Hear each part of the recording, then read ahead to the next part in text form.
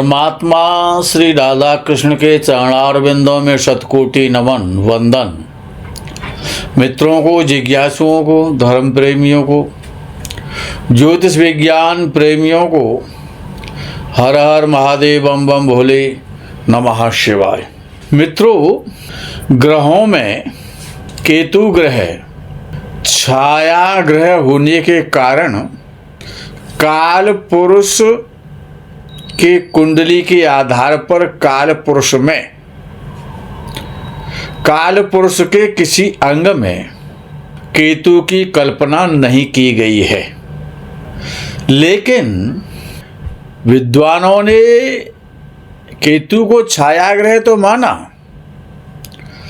काल पुरुष की कुंडली में किसी भाव में उसको स्थान नहीं मिला, किसी अंग में काल पुरुष के में, लेकिन केतु बहुत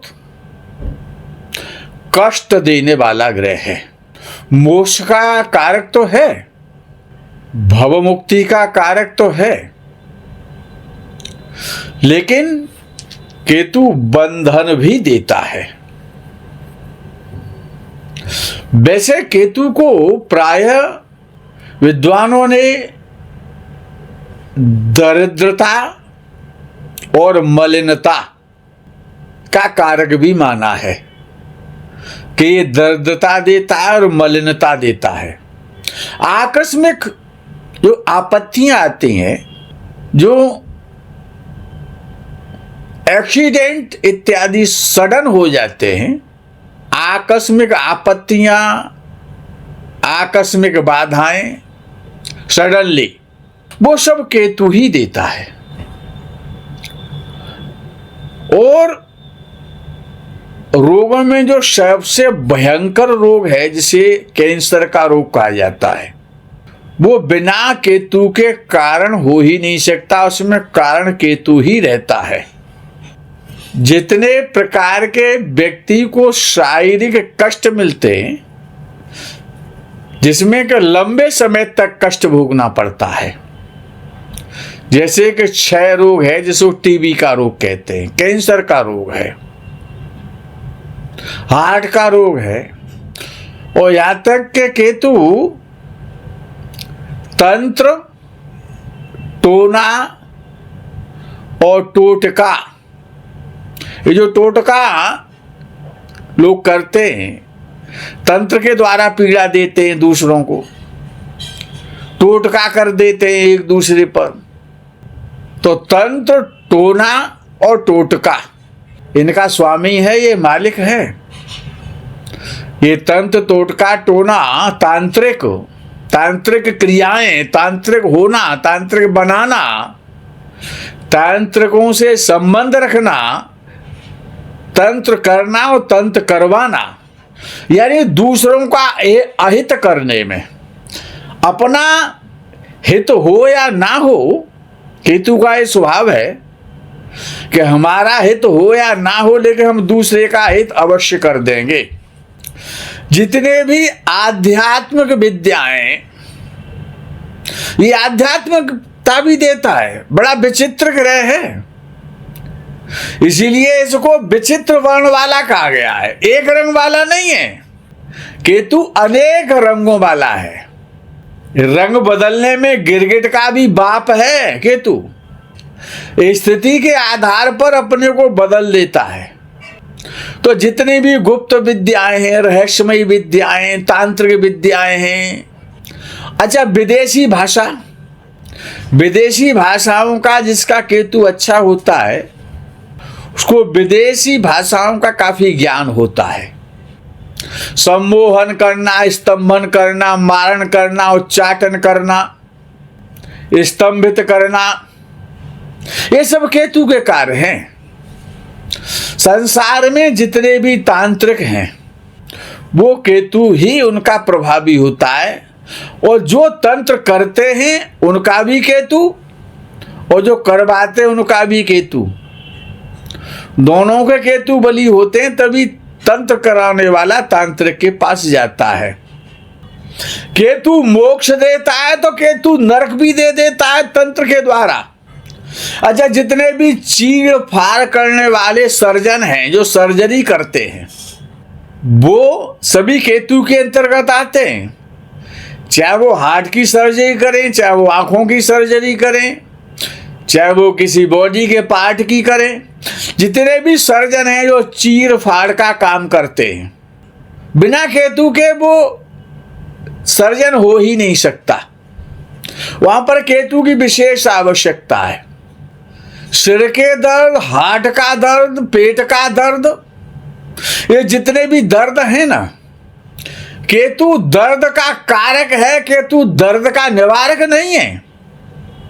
वो कारक है। केतु दर्द देता है, चोट देता है, घाव देता है, बॉडी की चीर फाड़ कराता है। और जब भी जिसका भी, जिस अंग का भी ऑपरेशन होता है, वो केतु ही कराता है। तो केतु जब लगन कुंडली के प्रथम भाव में होता है, केतु अस्थिर ग्रह है, स्थिर ग्रह नहीं है।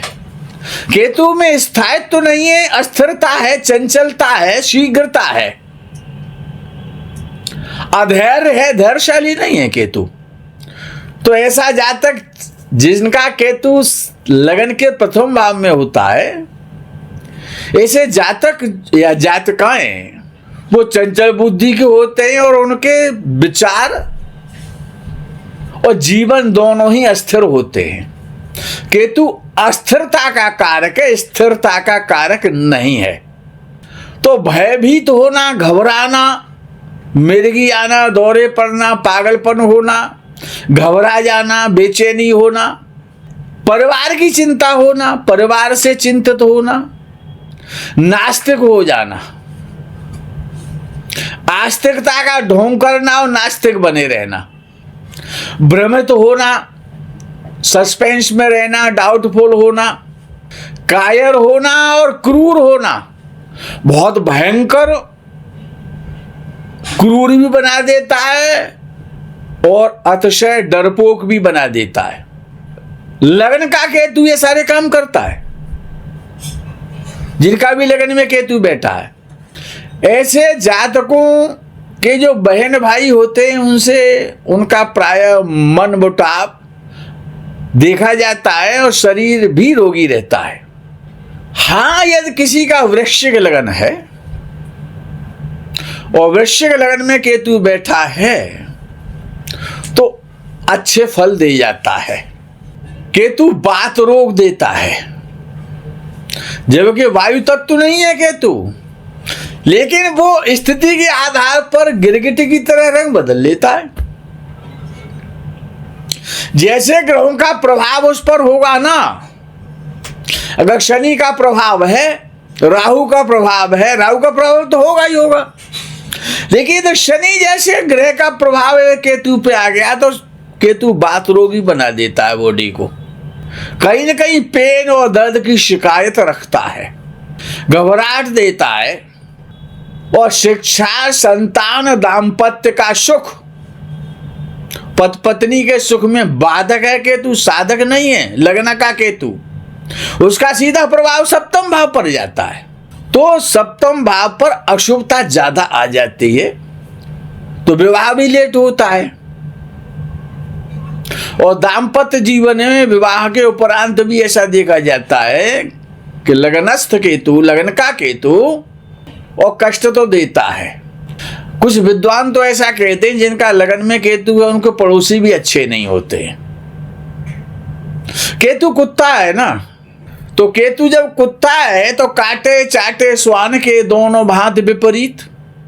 लेकिन यदि 12वें भाव में मंगल बैठा हो और लगन में केतु हो, किसी भी राशि का केतु हो, कोई सी राशि का भी लगन हो, यदि 12वें भाव में मंगल बैठा है तो लगन का केतु हमेशा शुभ फल देता है। याद कर लो इस सूत्र को।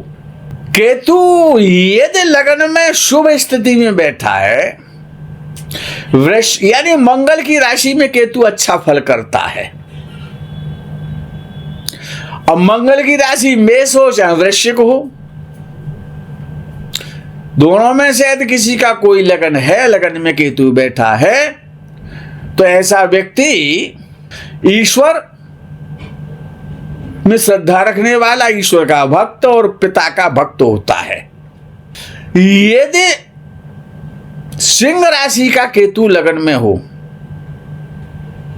ये याद रखने लायक लाइन है कि यदि सिंह राशि का केतु लगन में बैठा हो तो जातक राजा के समान ऐश्वर्यशाली वैभवशाली होता है।